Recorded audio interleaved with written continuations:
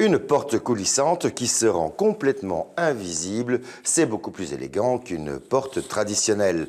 Comment nous allons installer cette porte à galandage, vous le verrez dans cet épisode. La porte coulissante est montée dans cette pièce. Le parquet à cliquer est déjà là et le mur est déjà partiellement construit avec des montants métalliques d'au moins 75 mm et des plaques de plâtre. Mais il pourrait tout aussi bien s'agir d'un mur en briques ou d'une ossature en bois. Il est temps d'entrer et de sortir les pièces.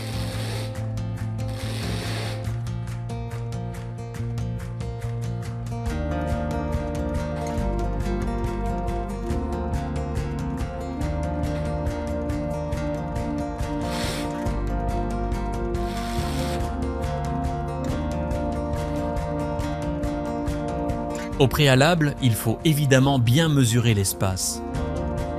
Mesurez la largeur de l'ouverture de la porte d'un côté à l'autre. Vérifiez également la hauteur.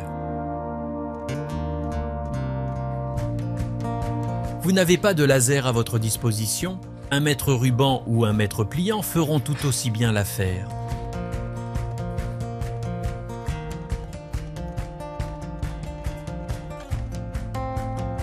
Vérifiez qu'il ne manque aucune pièce et parcourez le manuel ou les dessins techniques.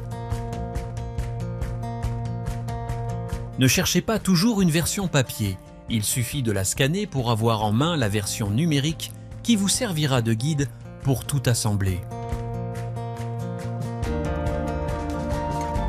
La première chose à faire est d'assembler le système de rail.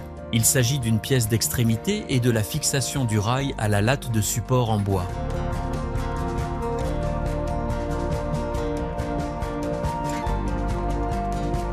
Veillez à ce que l'embout et le profilé soient bien fixés au milieu.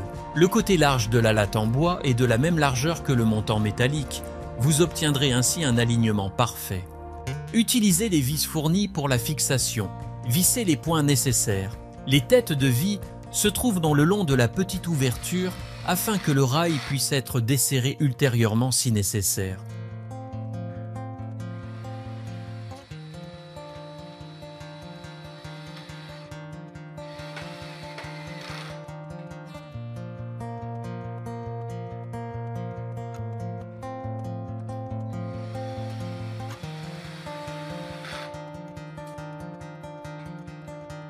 L'idée est de desserrer les vis un peu pour qu'il y ait du jeu sur le rail.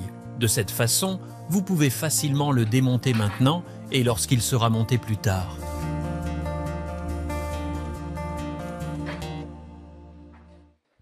La latte de support en bois sera fixée plus tard.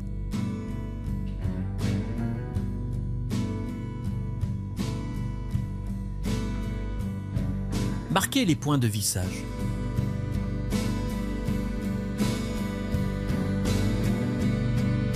Prépercez les trous à l'aide d'une perceuse à bois. Prenez évidemment un diamètre inférieur à celui des vis, sinon les vis ne trouveront pas suffisamment de prise dans le bois si le trou est trop large. Ce préperçage a pour seul but de faciliter le vissage et d'éviter l'éclatement du bois. Dans l'ossature métallique, un bloc de bois est prévu pour le renforcement. Des vis y sont vissées. Mesurez la longueur des vis. Serrez provisoirement les vis.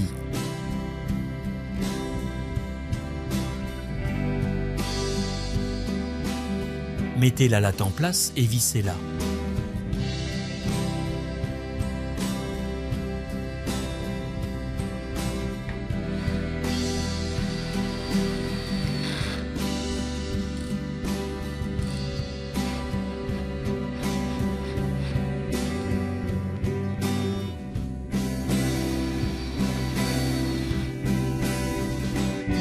Mesurez soigneusement pour que la latte soit bien placée au milieu. Enfoncez bien les têtes de vis dans le bois. Un profilé de sol standard est fourni. En fonction du type de porte, vous pouvez le couper sur mesure.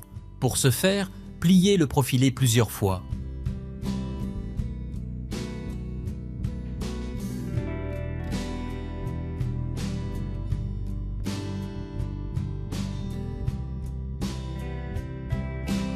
Posez provisoirement le profilé. Placez le premier montant en aluminium. Si nécessaire, tenez le profilé de base avec votre chaussure. Relevez également le montant et placez-le dans l'encoche prévue dans la latte de bois en haut. Fixez-le à l'aide de quelques vis.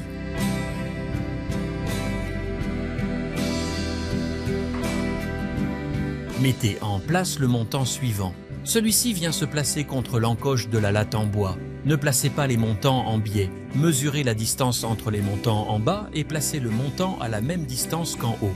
Vérifiez à l'aide du gabarit de pliage, puis vissez à fond.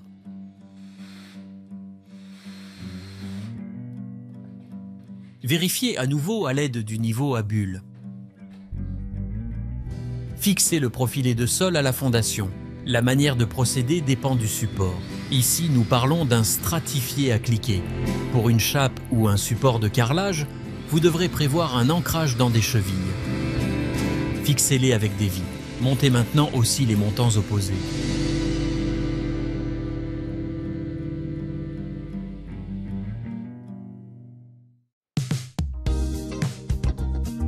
Maintenant que vous pouvez encore les atteindre facilement, vous pouvez déjà fixer les brosses de porte autocollantes. Celles-ci compenseront le jeu entre la porte et les montants et bloqueront ainsi la vue sur la niche.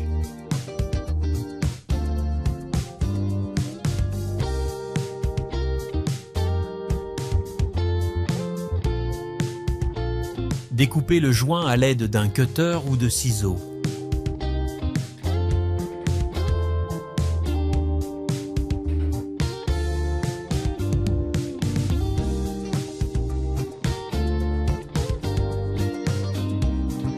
Il y aura également un guide de porte que l'on fixera rapidement à l'aide de quelques vis.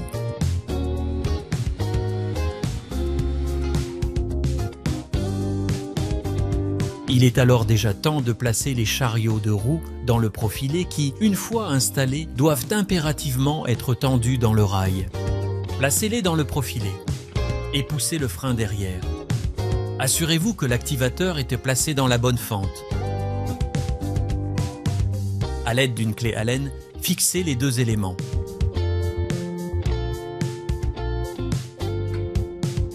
Fixez ensuite l'élément supérieur du support de suspension au guide.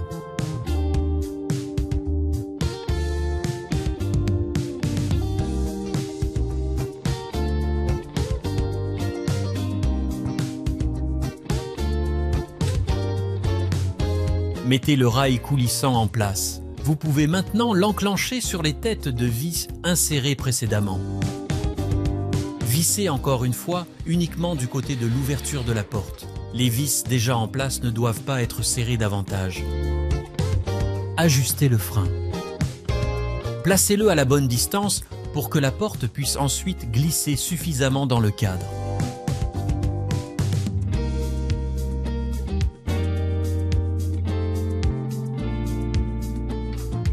Montez également l'embout de ce côté.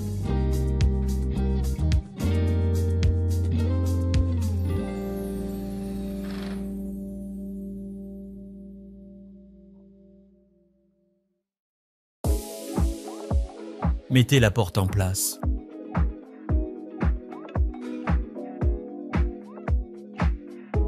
Faites glisser l'outil de montage le long de l'évidement fraisé et prévoyez les vis nécessaires.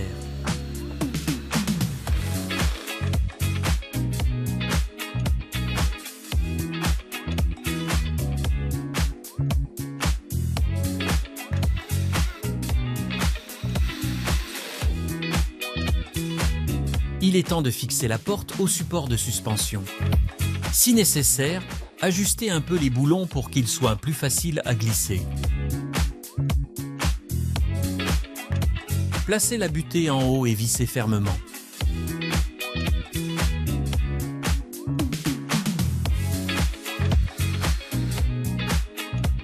Tournez la porte de manière à ce qu'elle glisse facilement dans la niche.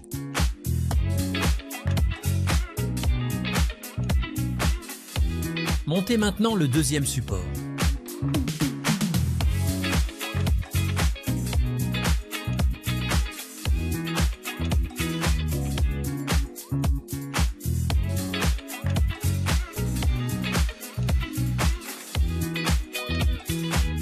La porte ne doit pas traîner ni subir de tension.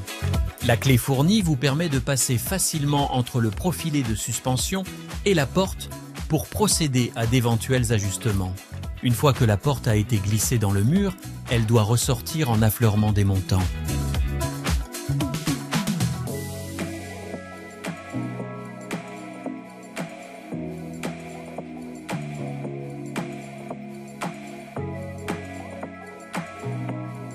Le long du côté jour, il y aura une bande de finition en MDF. Prépercez-la rapidement.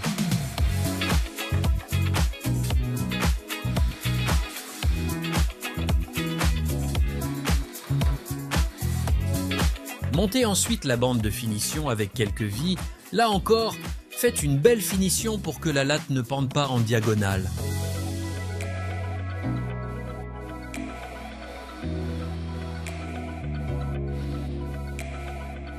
Il est ensuite temps de monter la poignée de porte. Utilisez de la colle de montage. Ne soyez pas trop gourmand avec la colle pour ne pas en faire sortir trop lors de la mise en place de la poignée.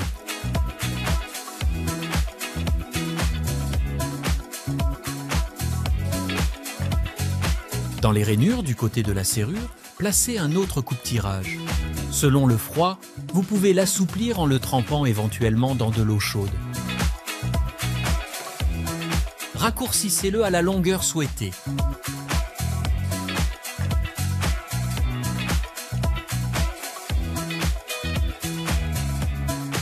Et voilà, la porte est installée. Nous avons donc installé cette porte coulissante très facilement. La prochaine étape va être de refermer les murs avec 2 épaisseurs de plaques de plâtre. Si vous avez raté cet épisode, vous le retrouverez sur notre site web dobit.be. Ne manquez pas de vous inscrire à notre magazine en ligne. Et quant à moi, je vous retrouve dans un prochain épisode.